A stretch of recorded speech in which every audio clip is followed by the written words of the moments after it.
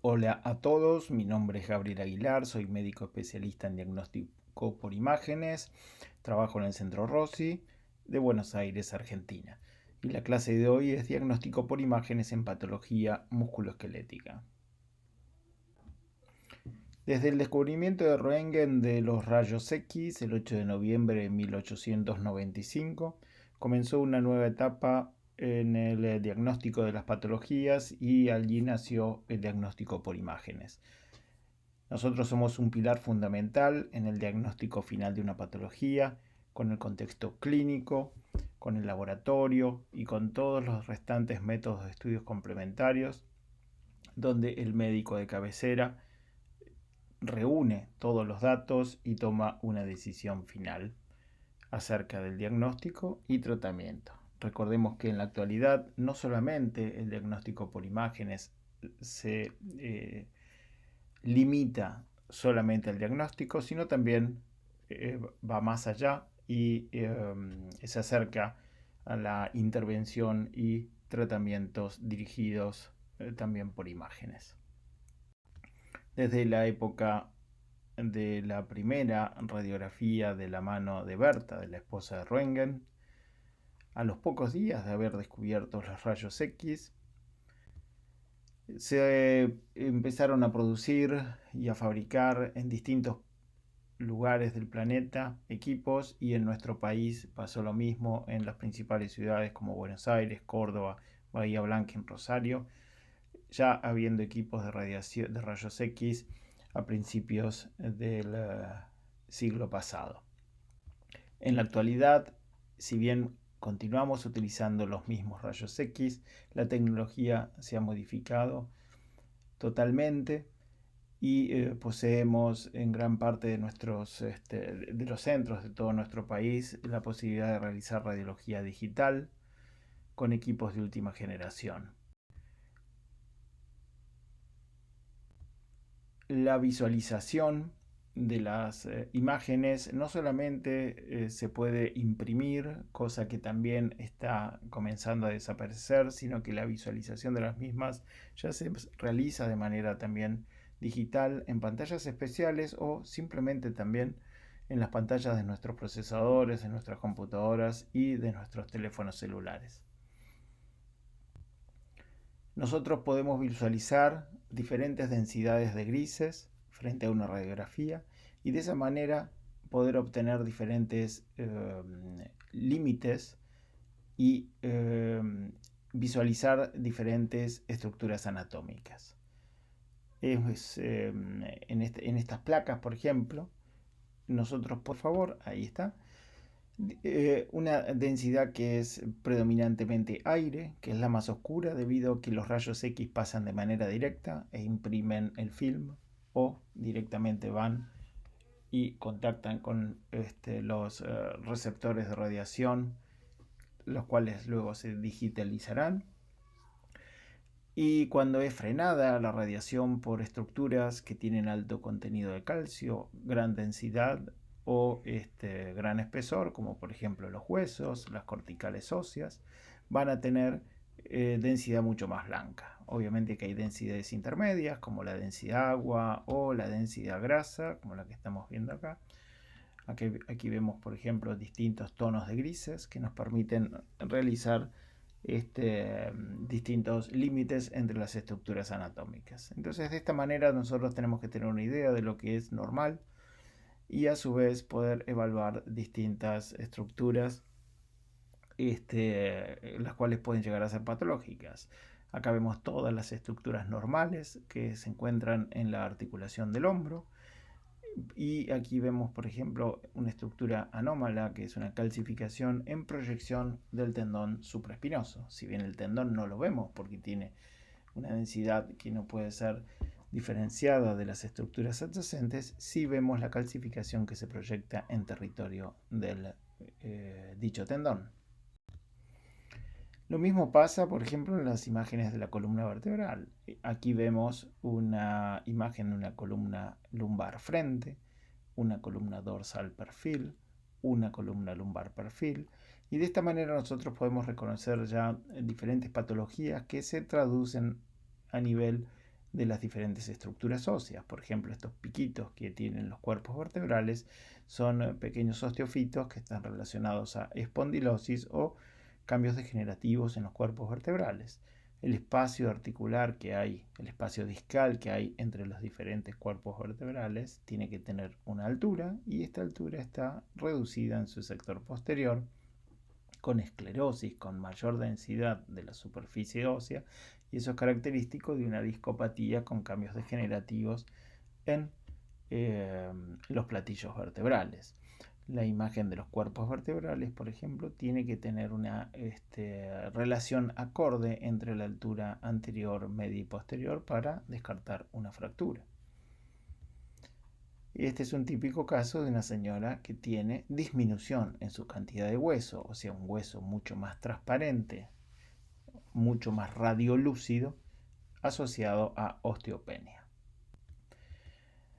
Otra de las imágenes, por ejemplo, esto es una patología poco frecuente que se llama enfermedad de Gaucher, en donde vemos que hay cambios displásicos y cambios secundarios a necrosis avascular en la cadera derecha, cambios de larga data. Aquí visualizamos también cambios de necrosis como infartos óseos, franca alteración de la superficie articular por artrosis, secundaria seguramente a necrosis avascular, cambios de calcificaciones asociadas también a las partes blandas adyacentes, seguramente son cuerpos libres en el receso patelar en su sector superior y externo, y disminución de la densidad mineral del hueso. Aquí vemos que la forma del hueso está alterada, ensanchándose en la región metafisio-diafisaria, con imágenes radiolúcidas en su interior y cambios por osteopenia. Esto se llama alteración en la forma, se llama enmatraz de Erlenmeyer, asociado a lesiones osteolíticas. Y aquí vemos, por ejemplo, altura del cuerpo vertebral normal y un franco aplastamiento por fractura de los restantes cuerpos vertebrales. Estas son imágenes muy clásicas de lo que nosotros tenemos que ir a buscar podemos encontrar en una radiografía convencional. Otro método que también está asociado al diagnóstico por imágenes es la tomografía computada. La misma también utiliza rayos X, y el primer tomógrafo se desarrolló a partir del año aproximadamente 1972 con los estudios de Hounsfield en Inglaterra, y el primer tomógrafo en Argentina llegó en el año 1975.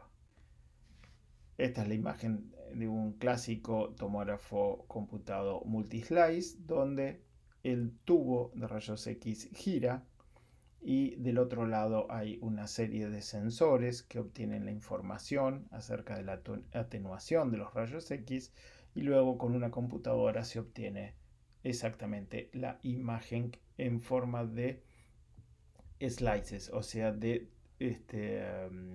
secciones del cuerpo humano.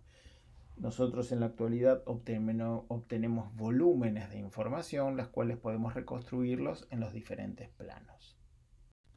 Recordemos que la tomografía computada utiliza rayos X, nos da una excelente visualización de las estructuras óseas. Esto es muy bueno para evaluar las fracturas complejas, ve muy bien las calcificaciones de partes blandas y no ve muy bien en sí mismo las partes blandas, de igual manera que la radiología convencional.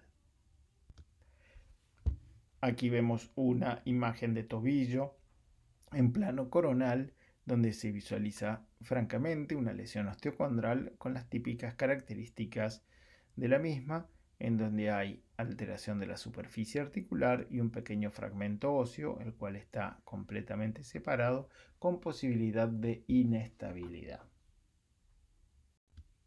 En este otro caso vemos también sendas lesiones osteocondrales en el hueso astrágalo en el borde medial del tobillo, visualizado en plano coronal, asociado a una fractura en la epífisis distal de la tibia izquierda, con características de fractura en Salter-Harris. Es una típica fractura que se visualiza a nivel del extremo distal de los huesos de los niños, en donde todavía la fisis no está fusionada.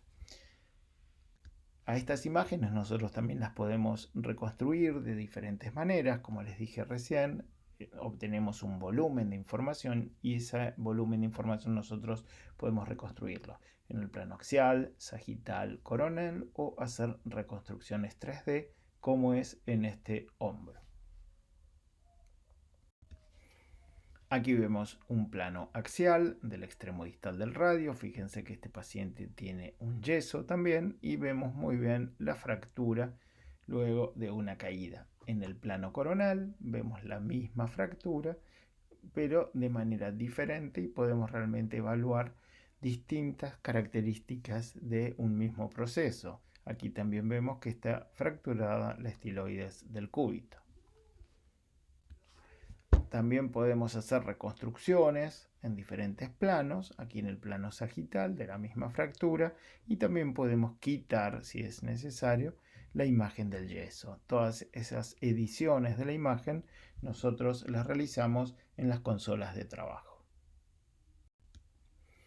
Aquí vemos la reconstrucción 3D, el yeso molesta, entonces lo quitamos y visualizamos muy bien las diferentes estructuras óseas y las fracturas. Otra de las cosas que podemos realizar es sustracción de elementos metálicos. Por ejemplo, este tornillo que está colocado en el quinto metatarsiano puede interferir en la visualización de la fractura. Entonces vemos el tornillo y nosotros podemos eliminar la imagen del tornillo, como en este caso, y ver si subyacente el hueso tiene una buena curación asociada a esa fractura de la base del quinto metatarsiano. Muy bien, la ecografía también es otro de los métodos que nosotros utilizamos con absoluta frecuencia, en donde la generación de la imagen se realiza a partir de ondas de ultrasonido. Nosotros tenemos un emisor de estas ondas de ultrasonido que rebotan en los diferentes tejidos y profundidades y vuelven a ese transductor que además de emitir recibe y esa onda de ultrasonido es transformada en imagen. Recuerden que la ecografía se desarrolla a partir del diseño del radar en la Segunda Guerra Mundial. El primer equipo comercial en Argentina llegó en la década del 70 y ya en la actualidad tenemos ecografía con una absoluta precisión y nuevos métodos que nos permiten valorar no solamente estructuras musculares o estructuras profundas, sino también vascularización como es el Doppler y el Power Doppler. Recuerden que no utiliza radiación ionizante, o sea que no hay rayos X. La ecografía tiene una alta disponibilidad. En general en nuestro país los precios son relativamente bajos, pero recuerden que este es un estudio que el diagnóstico lo hace el operador, o sea que es muy importante esto porque el que realiza la ecografía es quien da el diagnóstico en el momento de realizar la imagen. Es muy difícil poder leer la ecografía realizada por otro operador. Estamos utilizando distintos tipos de transductores, generalmente tienen una frecuencia alta para músculo esquelético y utilizamos muchas veces transductores lineales para ver bien los tendones, ligamentos y pequeñas articulaciones. Cuando queremos ver articulaciones profundas utilizamos transductores de baja frecuencia.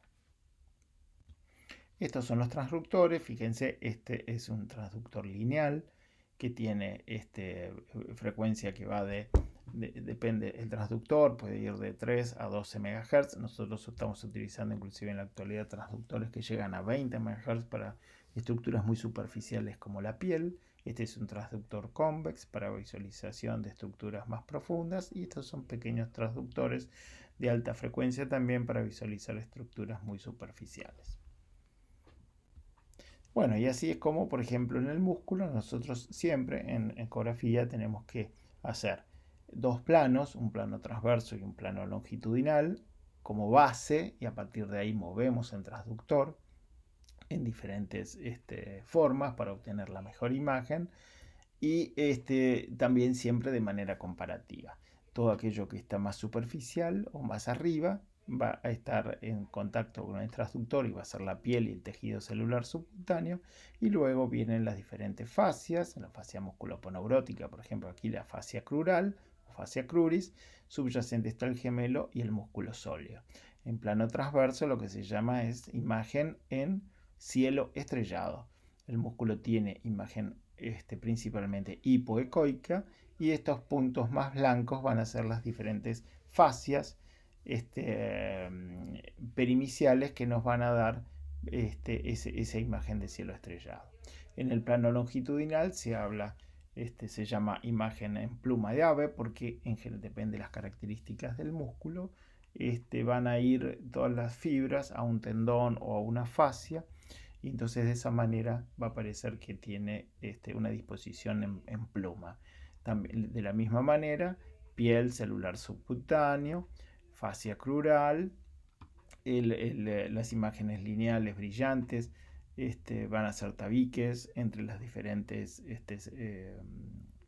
fascículos, o sea que va a ser parte del perimicio. El endomicio no lo llego a ver, las fibras musculares en sí mismas no se ven en general fascículos, y las más grandes y superficiales van a ser las fascias o epimicio.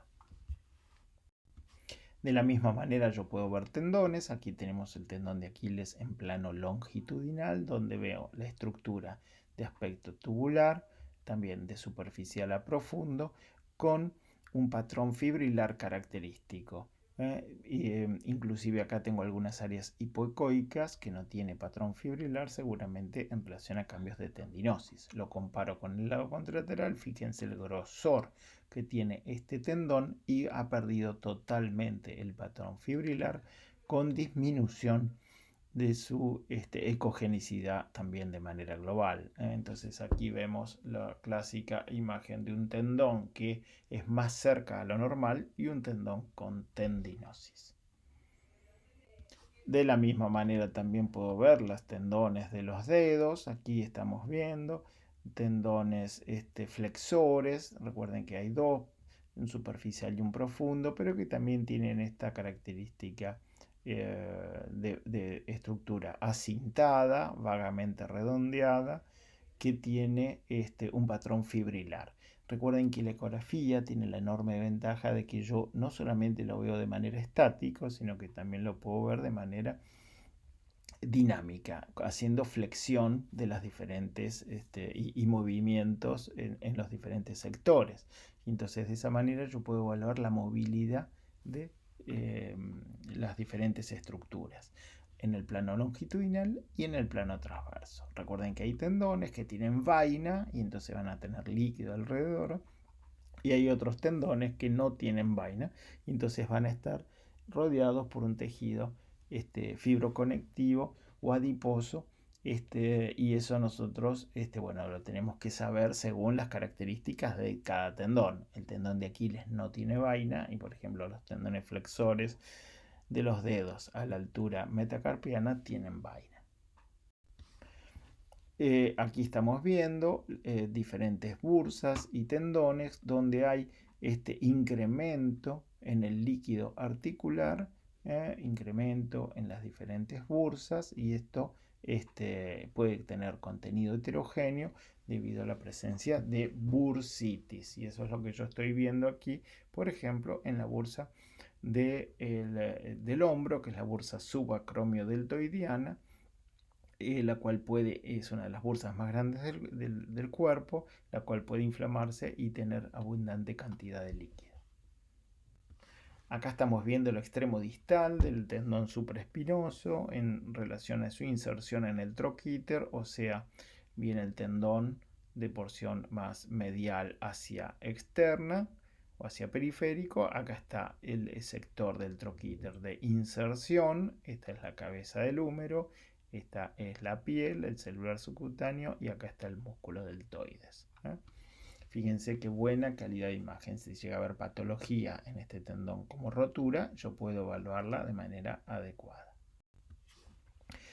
Acá estamos viendo también tendones flexores del cuarto dedo, flexor superficial, flexor profundo, con una imagen transversa. Veo que hay líquido en la vaina y le ponemos ecografía Doppler, que nos permite visualizar el movimiento de las estructuras vasculares, o sea, el pasaje de sangre en movimiento. Y recuerden que cuando pasa eso está asociado a un proceso inflamatorio. Los tendones en general son avasculares o tienen muy poca vascularización periférica en relación a la vaina. Cuando hay inflamación, la sinovia se llena de este tejido sinovial hipertrófico que puede estar inflamado con vascularización, y esa vascularización yo puedo verla muy bien con la ecografía Power Doppler. Aquí la ecografía Power Doppler me muestra que es un proceso activo, que hay vascularización, que está inflamado en la actualidad y que inclusive empieza a inflamar a la superficie del tendón. Cuando nosotros colocamos la técnica de Power Doppler, vemos el grado de vascularización que tiene un tendón. Generalmente un tendón de Aquiles no tiene que tener vascularización, y aquí vemos cómo este tendón está con vascularización aumentada, y eso es debido a que hay cambios de tendinosis y respuesta reparativa que favorecen a los cambios de este tipo de tendinopatía y dolor. Recordemos que también podemos visualizar la superficie del hueso, y en ese caso es muy útil la ecografía para visualizar las fracturas costales.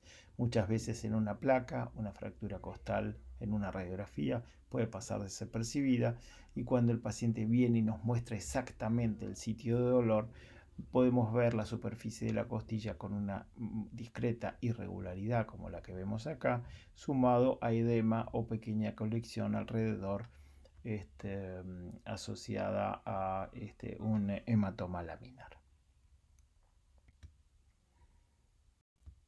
Y ya para este último de los métodos, pasemos a la resonancia magnética. La resonancia es la reina de los métodos en el diagnóstico por imágenes de músculo esquelético.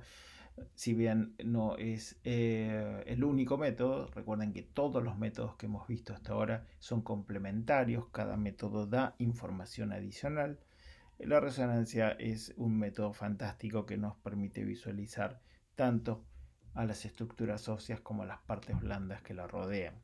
El primer prototipo se desarrolló en el año 72, el primer resonador llegó a Argentina en el 85 aproximadamente. Recuerden que nos permite visualizar muy bien las partes blandas y las estructuras óseas. Hay múltiples planos de corte. No utiliza rayos X. El contraste no es contraste iodado. Si hay que utilizarlo, se utiliza gadolinio. Y tenemos resonadores de alto campo de 1.5 a 3 Tesla. También tenemos resonadores de bajo campo que son de 0.23 Tesla. Recuerden que el ideal siempre es hacer resonancias en resonadores de alto campo que nos permiten evaluar adecuadamente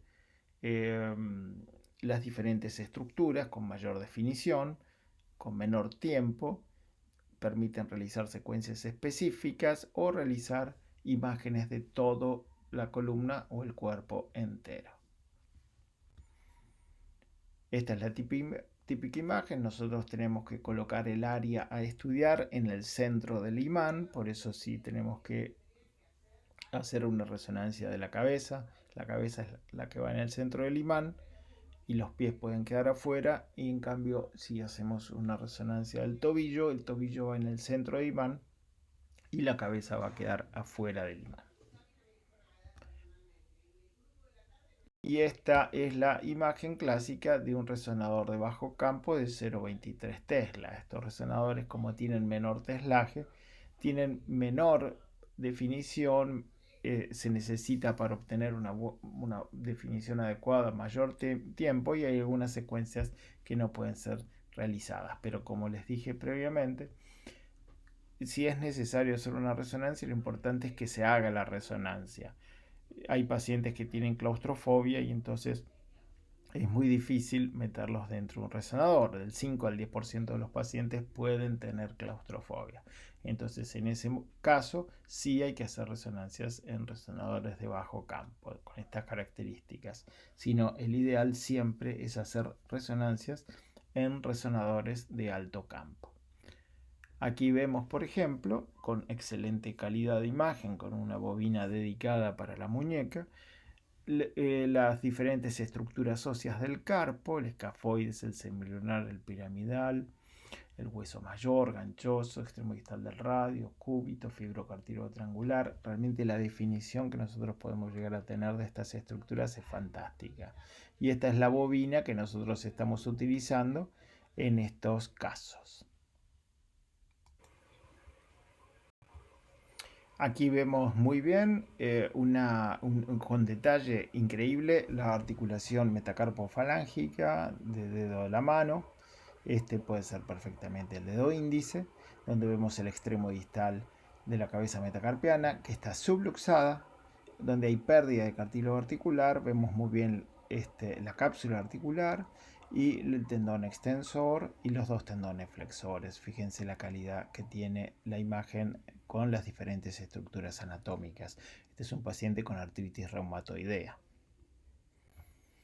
¿Cuáles son las contraindicaciones clásicas? Marcapasos, nunca meter un paciente a un resonador con marcapasos, a no ser que el marcapasos sea apto para hacer resonancia. En la actualidad hay marcapasos que permiten realizar resonancia magnética, siempre que esté aprobado por el fabricante. Lo mismo que los implantes cocleares. Hay implantes cocleares que también pueden ser metidos dentro de un resonador. Pero esto es algo muy importante que no todos los resonadores, sino todos los implantes ni marcapasos pueden realizar. Por eso, siempre que se va a hacer una resonancia de un paciente que tenga estas implantes o marcapasos, hay que consensuarlo. Recordemos que si hay cuerpos metálicos en los ojos hay que tener cuidado, lo mismo que las válvulas artificiales en el corazón. Hay válvulas que pueden meterse dentro de un resonador y válvulas que no. Los 3 primeros meses de embarazo, bueno, esta es una contraindicación que hay que tener cuidado, pero recordemos que hemos hecho muchas resonancias sin saber que el paciente está embarazado y no pasa nada. En general, se dice que hay que evitarlo, siempre evitar el contraste, pero bueno, no es algo que sea teratogénico inicialmente. Recordemos también que cuando el paciente tiene claustrofobia, hay que tener los recaudos necesarios, porque el paciente no es que vaya a salir corriendo, pero sino muchas veces se mueve y está incómodo y realmente la resonancia no puede ser terminada o sale con muy mala calidad.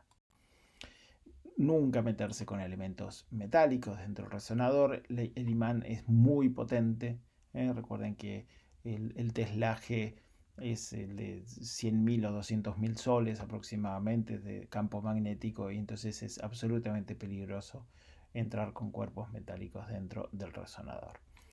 Ahora, ¿cómo es que nosotros hacemos un diagnóstico? Bueno, tenemos que, obviamente, a partir de una resonancia o a partir en general de cualquier método de imágenes, ¿no? Pero a partir de una resonancia tenemos que conocer la alteración anatómica de la región a estudiar, así que realmente para entender si hay una alteración en la anatomía tenemos que saber anatomía, no cabe ninguna duda.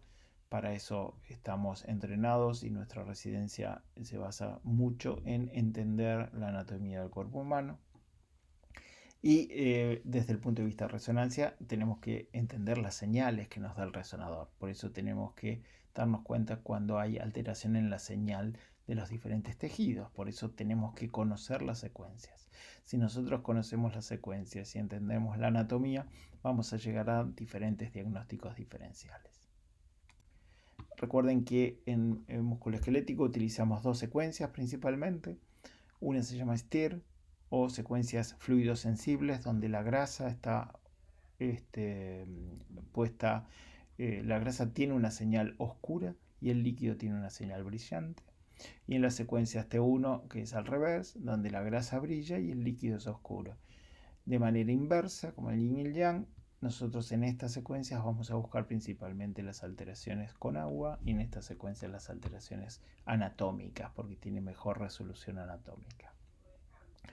Así, si nosotros pensamos desde el punto de vista musculoesquelético que hay alguna actividad inflamatoria, recuerden que el edema va a estar acompañando gran parte de los procesos que se producen en la patología musculoesquelética, por ejemplo, una fractura, un traumatismo, una contusión, un desgarro muscular, un infarto, un tumor, una infección, siempre va a haber edema, entonces va a brillar en las secuencias STIR. Y a su vez, una vez que vemos esa alteración en la secuencia de STIR, vamos a buscar la alteración anatómica en la secuencia T1, porque el T1 me va a marcar muy bien la anatomía. Y recuerden que entonces toda alteración estructural o cambios secuelares como inflamación previa, secuela de un proceso inflamatorio, ver cómo progresó, si dejó cicatriz, la vamos a ver muy bien en la secuencia T1. Y este es el resumen clásico. Alteración anatómica y imagen inflamatoria actual. Entonces, ¿cómo es que ustedes tienen que posicionarse frente a una resonancia magnética?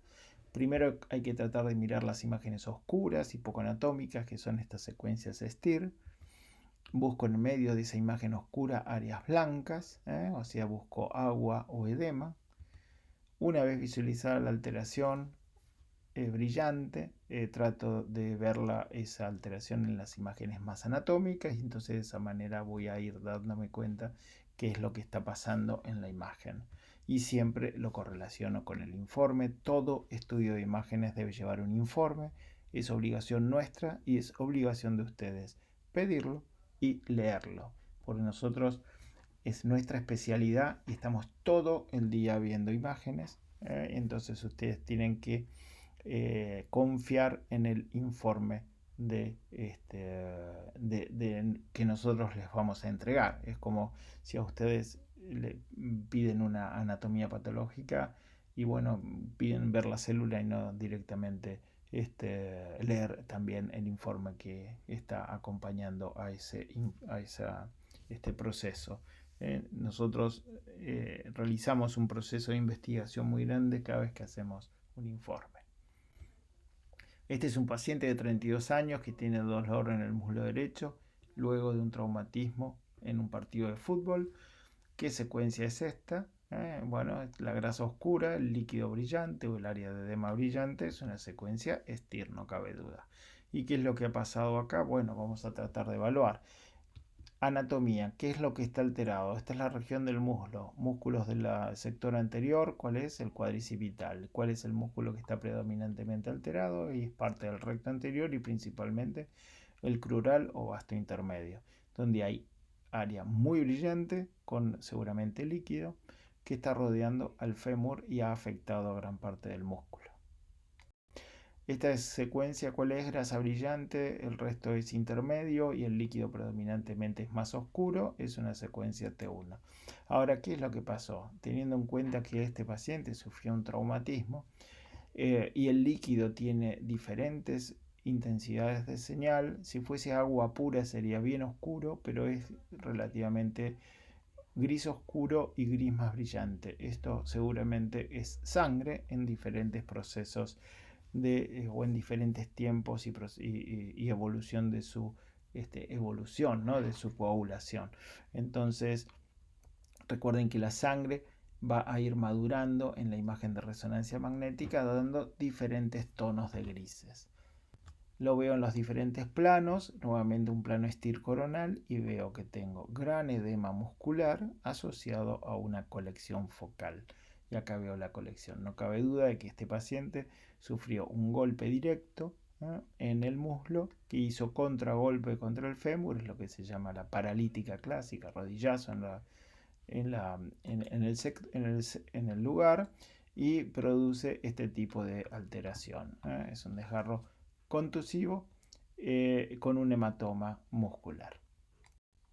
Este es otro paciente de 30 años con dolor en la pierna izquierda luego de un partido de tenis. Estamos en la secuencia STIR. La pierna derecha no tiene dolor, la pierna izquierda tiene dolor y en la pierna izquierda veo que en el sector medio, en un músculo, hay edema. Está más brillante. ¿Qué músculo es? Tengo que saber anatomía. Este es el gemelo interno.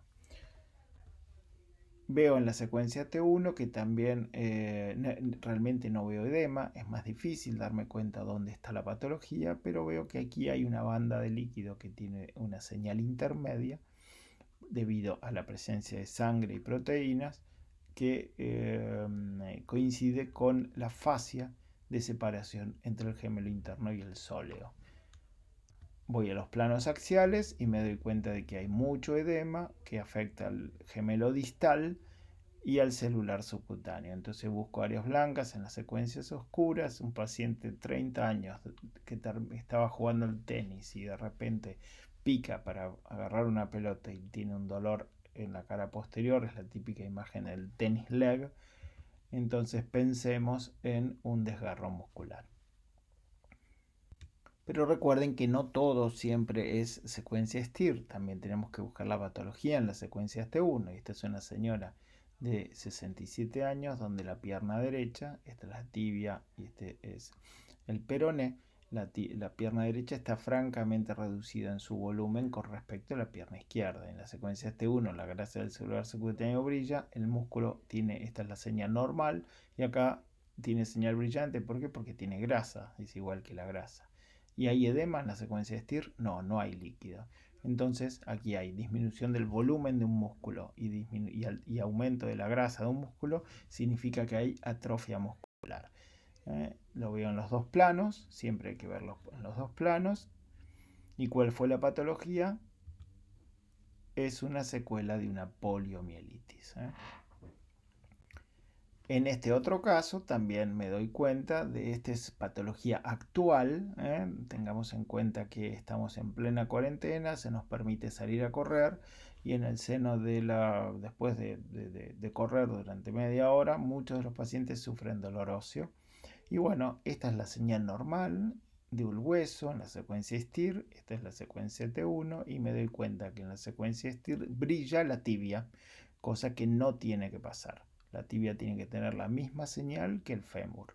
Esta tibia brilla. Si brilla en la secuencia STIR significa que tiene edema, que hay agua. En la secuencia T1 trato de buscar mayor alteración anatómica y que me doy cuenta que en el seno de este edema hay esta imagen transversa perpendicular casi a la cortical, muy característica de una fractura y es lo que se llama fractura por estrés.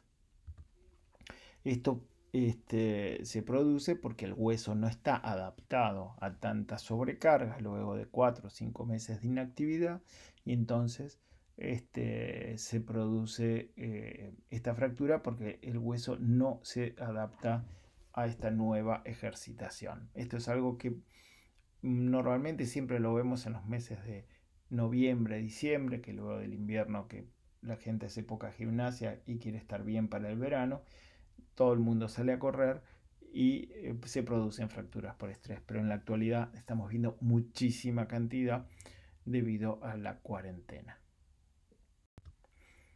Otro de los casos, miren qué interesante, estas son ambas caderas, en donde veo que hay edema en las cabezas femorales. Y en la secuencia T1 veo que esta imagen es lineal subcondral, muy característica de una necrosis avascular. La resonancia magnética es muy sensible a la evolución de las alteraciones que se producen por alteraciones en el flujo sanguíneo. Entonces, cuando se produce la alteración o la osteonecrosis por debajo de la superficie articular del hueso, se llama necrosis avascular. Esta es una señora de 44 años con síndrome de Sjögren, seguramente su misma patología que favorece la vasculitis y el tratamiento corticoideo favorecen también al desarrollo de la necrosis avascular. En este caso tenemos una alteración franca de la estructura ósea debido a la presencia de osteonecrosis de con alto impacto. Este es un paciente con lupus, seguramente con vasculitis y tratamiento corticoideo que desarrolló, en el contexto de su osteonecrosis, infartos óseos en las regiones metáfiso-diafisarias y cambios de necrosis avascular en el hueso subcondral. Y esto es importante porque estos cambios de necrosis avascular pueden favorecer al hundimiento de la superficie articular, colapso de la misma, artrosis y posibilidad de reemplazo en el futuro de la articulación afectada. Ya para ir terminando, aquí vemos cambios de tenosinovitis, imágenes que las hemos visto también por ecografía, pero aquí también las podemos ver por resonancia magnética. A veces me preguntan si es mejor un método u otro. Ambos métodos son excelentes. Posiblemente la ecografía es el primer método porque es más fácil de hacerse. Si la ecografía no nos da el resultado o la respuesta que nosotros esperamos, ahí podemos completar con resonancia magnética. Vemos muy bien en estas secuencias el incremento en el líquido en las vainas correspondientes con tendones más gruesos y redondeados, bien característico de tenosinovitis de los flexores de la mano. Aquí vemos también lo que habíamos visto previamente, el engrosamiento del tendón de Aquiles con señal heterogénea. Recuerden que el tendón de Aquiles tiene que ser bien oscuro en ambas secuencias. Aquí significa que hay más contenido de agua y entonces nos está hablando de patología intrínseca. Está más grueso, un poco con el borde anterior más redondeado, no está roto, pero nos habla de que hay una tendinopatía. A su vez hay cambios de edema en su inserción, o sea, entesis, sitio de unión del tendón con el hueso, y hay algunas patologías que favorecen el desarrollo de entesopatías, como por ejemplo hay patologías reumatológicas que favorecen al desarrollo de este tipo de alteraciones. Hay distensión de la bursa adyacente y edema en la grasa de Cajer. Acá hay todo un proceso inflamatorio que hay que ver bien por qué se ha producido. Bueno, entonces recordemos ya para terminar, hemos visto radiología, tomografía computada, ecografía y resonancia magnética dedicados al aparato musculoesquelético. Siempre lo que decimos que para ustedes, como regla general, lo importante no es saber diagnosticar a partir de una imagen, sino lo importante es pedir adecuadamente el estudio. Si ustedes nos piden una radiografía para poder ver si hay un menisco roto, es un estudio mal pedido que no va a darles la respuesta que ustedes necesitan. Si ustedes quieren ver un menisco roto, tienen que pedir una resonancia magnética. Si ustedes quieren ver el parénquima pulmonar, tienen que pedir una tomografía, no una resonancia magnética. Entonces, eso es lo que ustedes tienen que ir desarrollando en este momento de la carrera, saber qué estudio es necesario para poder llegar al diagnóstico definitivo.